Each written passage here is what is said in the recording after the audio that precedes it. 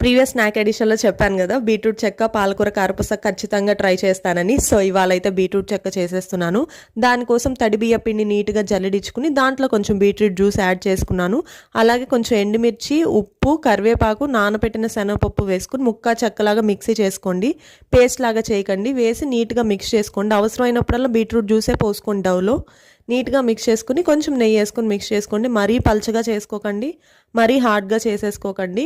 నీట్గా soft Dove prepare చేసుకోండి. దాన్ని చిన్న చిన్న బాల్స్ లాగా చేసుకుని చెక్కల్లాగా ఒత్తేసుకోండి. ప్లేట్ అయినా ప్లాస్టిక్ పేపర్ అయినా సరే నీట్గా నూనె రాసుకుని నీట్గా చెక్కల్లాగా ఒత్తేసుకోండి. అంతే, క్రిస్పీ అయ్యేదాకా ఫ్రై చేసేసుకోండి. బీట్రూట్ చెక్కలు అయితే రెడీ అయిపోతున్నాయి. And please do subscribe to my channel. View చేస్తున్నారు బట్ నాట్ సబ్స్క్రైబింగ్. వ్యూ చేస్తే కాదు, సబ్స్క్రైబ్ చేస్తేనే ఇంకా వీడియోస్ చేయాలనిపిస్తుంది. Please do subscribe to my YouTube channel. వేడి వేడి బీట్రూట్ చెక్కలు రెడీ. అంతే video. Bye bye. See you in the next video.